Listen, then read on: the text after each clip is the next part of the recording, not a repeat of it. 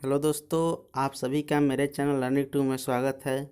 दोस्तों, आज हम चर्चा करेंगे फिजिक्स का एक टॉपिक ऊष्मा का संचरण यानी कि ट्रांसमिशन ऑफ हीट। इसके मुख्यतः दोस्तों तीन विधियां होती है। कौन कौन? चालन यानी कंडक्शन, संवहन यानी कन्वेक्शन, और तीसरा है आपका विकिरण यानी कि रेडिएशन। यदि दोस्तों आपको ये वीडियो पसंद आए तो सब्सक्राइब करें, लाइक करें और अपने दोस्तों में शेयर करना ना भूलें।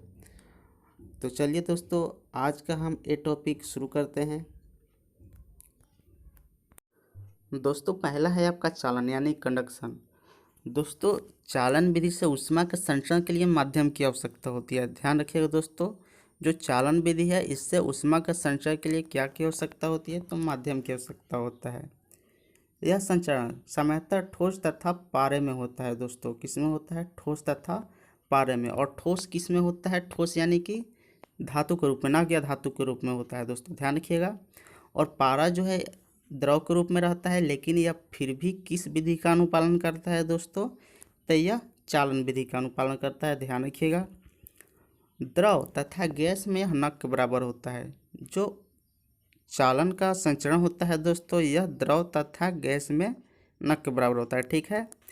अगर मान लीजिए आपके पास एक कैंडल जल रहा है, अगर आप किसी लोहे के टुकड़े को एक छोर को गर्म करते हैं तो वह दूसरे छोर तक आसानी से पहुंच जाता है।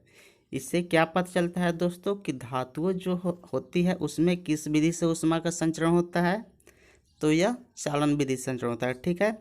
अगर मान लीजिए यहाँ पर कोई आप कागज़ का टुकड़ा रखेंगे तो क्या होगा? वह वहीं पर जल जाएगा, यानी कि अधातु में चालन विधि से ऊष्मा का संचरण नहीं होता है। दोस्तों ध्यान रखिएगा। तो चलिए अब आगे देखते हैं। दोस्तों, सभी धातुएं चालन विधि द्वारा ही गर्म होता है। हमने आपको तुरंत बताया कि जो सभी धातु है वो किस विधि द्वारा गर्म होता है? चालन विधि द्वारा गर्म होता है। ठीक है, याद रखिएगा। पृथ्वी का सतह इसी विधि द्वारा गर्म होता है। जो दोस्तों हमारी पृथ्वी की सतह है यह किस विधि द्वारा गर्म होता है? चालन विधि द्वारा गर्म होता है। ठीक है, इंपॉर्टेंट क्वेश्चन है, ध्यान रखिएगा।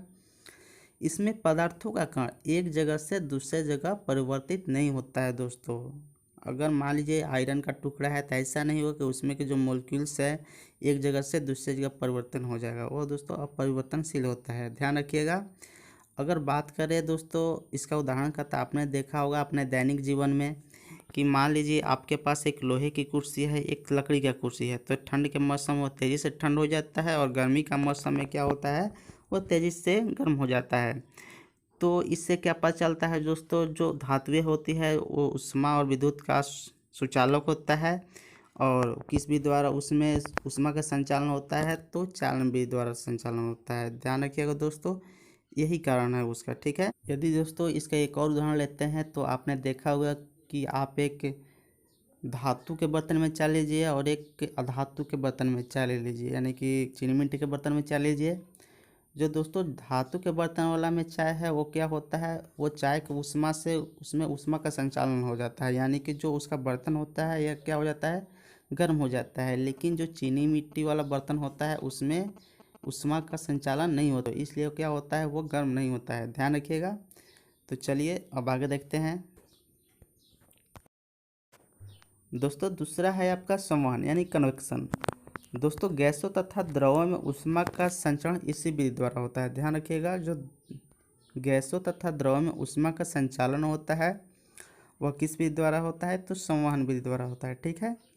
संवहन विधि में गैसों तथा द्रव का कण गर्म होने से हल्का होकर ऊपर की ओर जाता है और ठंडे भाग की ओर जाता है। ध्यान रखिएगा। मान लीजिए आप एक बर्तन में पानी को गर्म कर रहे हैं, तो जो नीचे वाला सतह का जल होगा उसका कण क्या होगा? गर्म होकर ठंडे की ओर जाएगा, यानी ऊपर वाला जो सतह होता है वह देर से गर्म होता है, यानी कि ठंडा होता है इसे। ठीक है, तो इसलिए ठंडे की ओर जाता है। ठीक है दोस्तों। तो चलिए अब अगला देखते हैं।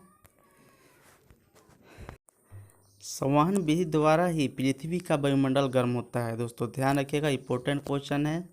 संवहन विधि द्वारा ही हमारे पृथ्वी का वायुमंडल गर्म होता है। लेकिन हमने अभी क्या पढ़ा थोड़ा देर पहले कि जो पृथ्वी का सत्ता है वो किस विधि द्वारा गर्म होता है? तो चालन विधि द्वारा गर्म होता है। ध्यान रखिए दोस्तों, कन्फ्यूज मत होइएगा। चलिए तो अब आगे देखते हैं। यदि दोस्तों संवहन का उपयोग को देखें तो आप अपने घरों में देखे होंगे कि रेफ्रिजरेटर में फ्रीजर पेटिका को ऊपर रखा जाता है। क्यों दोस्तों, मैं आपको बताता हूँ। क्योंकि दोस्तों देखिए, यहाँ जो फ्रीजर में गर्म हवा होती है या हल्की होने के कारण क्या होता है, ऊपर उठता है, ठीक है। और यह फ्रीजर पेटिका से टकरा कर, ये है आपका फ्रीजर पेटिका, इससे टकरा कर क्या होता है, यह भारी हो जाता है, और भारी होगा तो कहाँ आएगा, नीचे आएगा, ठीक है। और इससे क्या होता है दोस्तों, फ्रिज में जितने भी वस्तु रखी हुई है उसको क्या कर देता है, ठंडा कर देता है, ठीक है। आ गया होगा समझ में। चलिए अब आगे चलते हैं। अगला है दोस्तों विकिरण यानी कि रेडिएशन। इसमें ऊष्मा के संचरण के लिए किसी माध्यम की आवश्यकता नहीं होती है। याद रखिएगा दोस्तों, किसके संचरण के लिए माध्यम की आवश्यकता नहीं होती है, तो विकिरण की, ठीक है। अर्थात यह ठोस, द्रव, गैस के साथ निर्वात में भी संचरण होता है। यदि दोस्तों विकिरण का उपयोग को देखें तो आप देखे होंगे कि रेगिस्तान जो होता है दिन में बहुत ज़्यादा गर्म हो जाता है, ठीक है, लेकिन रात में बहुत ज़्यादा ठंडा भी हो जाता है, ठीक है।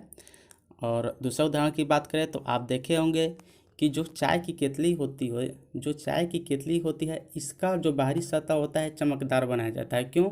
क्योंकि चमकदार जो सतह होता है ना तो बाहर का ऊष्मा अवशोषण करती है और ना भीतर का ऊष्मा को बाहर जाने देती है, ठीक है। अतः चाय क्या होता है दोस्तों, ज़्यादा देर तक गर्म रहता है, ठीक है। यदि दोस्तों आपको ये वीडियो अच्छा लगा हो तो लाइक कीजिए, अपने दोस्तों में शेयर कीजिए और साथ ही साथ बेल आइकन को भी ना दबाना भूलें, क्योंकि उससे आपको आने वाले वीडियो को पता चलता है। अगर आप मेरे पिछले वीडियो को देखना चाहते हैं तो मैं उसका लिंक डिस्क्रिप्शन बॉक्स में डाल दूँगा। तो थैंक यू दोस्तों वीडियो देखने के लिए। जय हिंद।